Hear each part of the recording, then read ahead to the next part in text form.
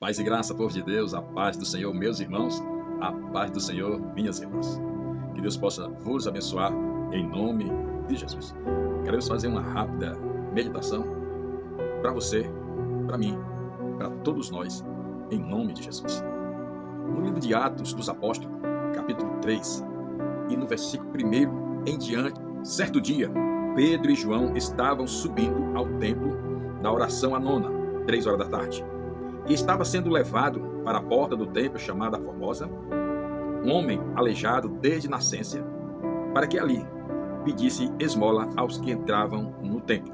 Vendo Pedro e João que ia no pátio do templo, pediu-lhes uma esmola. Pedro e João, olhando bem para ele, disse: olha para nós. O homem olhou para eles com a intenção de ia receber alguma coisa deles. Versículo 6 diz: disse-lhe Pedro: não temos prata e também não temos ouro, mas que tenho, isto lhe dou. Em nome de Jesus Cristo, o Nazareno, ande e fique em pé. Segurando então Pedro a mão daquele homem, a mão direita, ajudou-o a levantar. Imediatamente, os pés e os tornozelos daquele homem ficaram firmes. E de um salto pôs-se em pé e começou a andar. Depois entrou com eles no pátio do templo, andando, saltando, louvando e glorificando a Deus.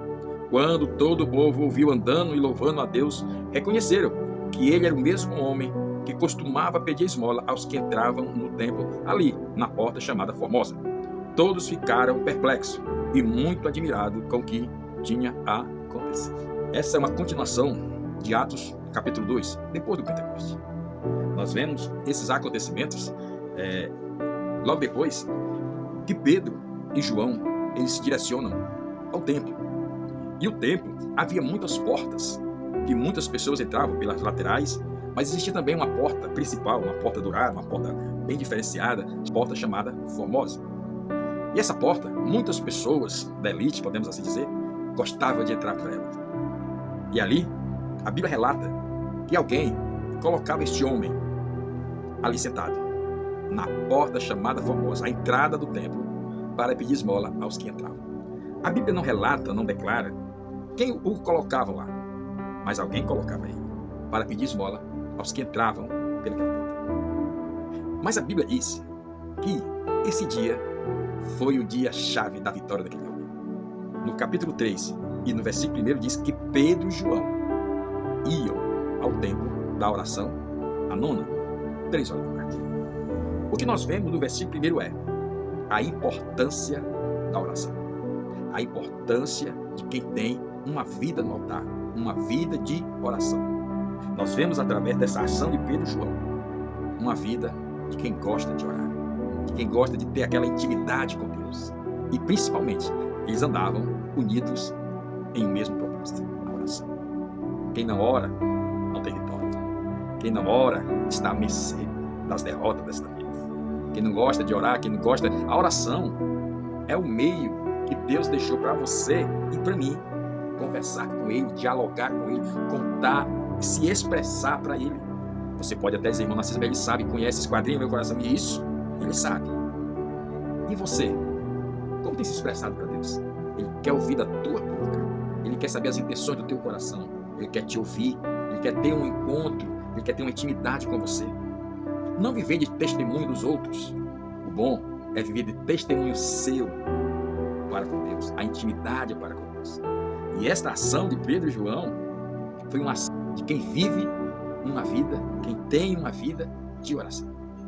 E a Bíblia conta que quando eles vão entrando, aquele homem está sentado ali, no momento certo, no dia exato, naquele instante decisivo. Quando Pedro vai entrando, aquele homem olha para ele e estende a mão e pede-lhe uma esmola. Pedro e João, com aquela autoridade do céu, diz assim: olha para nós. Só quem fala assim é quem tem intimidade com Deus. Olha para nós. Olha para a nossa vida. Olha o que Deus pode fazer. Talvez aquele homem não entendeu nada, mas aquele homem esperava receber alguma coisa.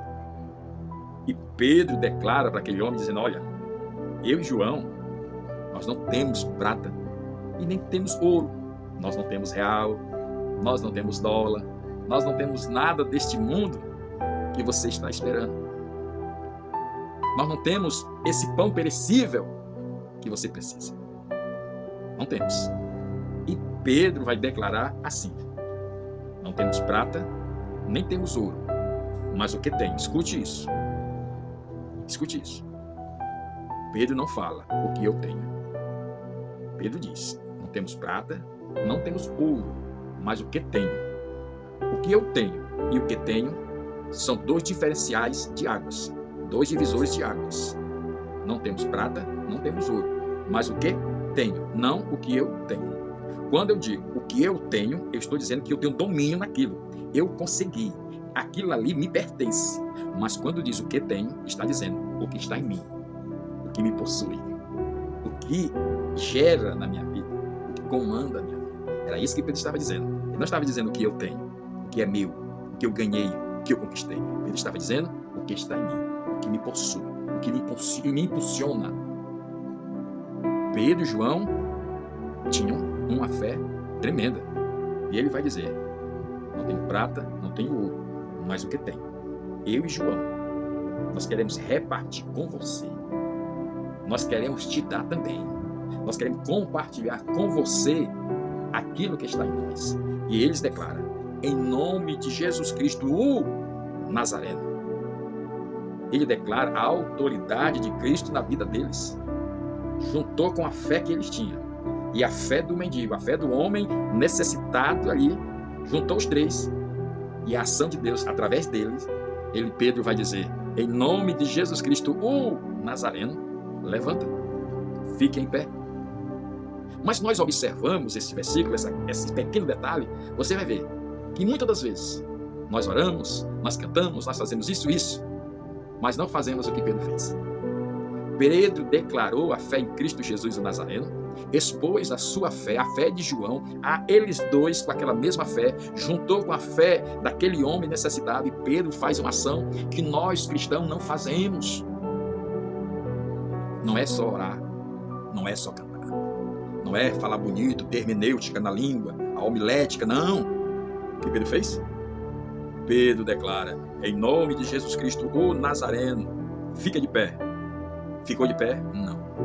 A Bíblia diz que Pedro o pegou pela mão direita. Pedro estende a mão ao homem e o ajuda a ficar de pé. Esta é a ação que está faltando, que está ausente, que está em extinção em meio aos cristãos. Não é só orar. A Bíblia diz que a minha fé, sem a minha ação, sem eu ajudar, sem eu ter ali um compromisso não só de orar, mas também de estender a mão, aí vamos. Pedro tinha fé no Cristo Jesus o Nazareno. João também tinha. O homem também tinha. Mas foi preciso Pedro estender a mão para aquele homem. Será que nós temos estendido a nossa mão para alguém? Ou só estamos intercedendo? Recebe. Recebe. Tome posse. É bonita as palavras, tome posse, receba. Eles poderiam ter feito isso, né? Tome posse, receba. Mas a ação verdadeira é estender a mão. E a Bíblia conta que aquele homem pega na mão de Pedro, e a Bíblia diz que quando a mão é estendida, aquele homem, de um salto só, se põe em pé. Seus pés se endireitaram, seus tornozelos também, e ele começa a soltar, glorificar, cantar louvores a Deus. Aquele homem poderia muito bem ter ido embora. Aquele homem poderia agora, depois dos milagres que aconteceu na vida dele, porque quando Pedro disse: olha, não tenho prata, não tenho ouro, mas o que tenho, isto eu te dou, ele estava dizendo: olha, eu tenho algo maravilhoso para a tua vida. Eu tenho algo muito melhor do que o pão de cada dia. Eu tenho algo muito melhor do que essas merrecas que tu ganha aqui na porta do templo. Eu tenho uma página da tua história diferente. Olha o que está em nós. O que nós cremos, em quem cremos, pode mudar o cenário da tua vida.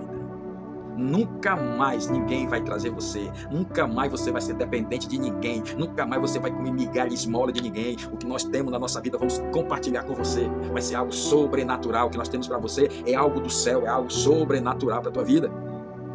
Aquele homem poderia ter ido embora, mas a Bíblia fala que aquele homem, depois da ação de Pedro, de estender a mão, porque o maior milagre, meu irmão, não é só orar por alguém que está precisando, necessitando, é estender a mão.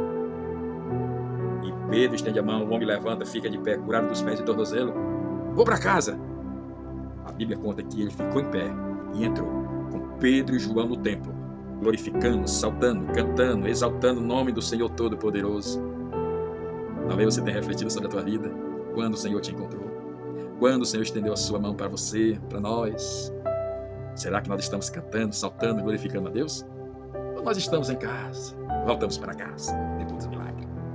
Porque a tendência, nós como homens, como mulheres, como seres humanos, é que depois do milagre, muitos esquecem da mão estendida para Ele. E o povo vê aquele homem saltando, glorificando a Deus e lembraram: esse não é aquele que estava na porta do templo? Esse não é aquele que vivia dependendo de nós, das nossas ofertas, da nossa esmola, da nossa migalha? Esse não é aquele que dependia dos outros para ir para a porta? É ele. Era eu, era você. Andávamos nessa vida dependendo da migalha do mundo, da migalha de um e de outro, da pena de um, da pena de outro. Mas um dia, Jesus Cristo, o Nazareno, nos encontrou e nos deu uma nova oportunidade de vida, de uma história mudada. Nos estendeu a mão e nós estamos aqui. Alguém pode olhar para você aí, meu irmão, olhar para mim e dizer: esse aí não é aquele? Essa daí não é aquela que outrora estava ali, ali, ali? Era nós. Era nós. Mas nós encontramos um que nos colocou de pé, curou nossa alma, nossa enfermidade.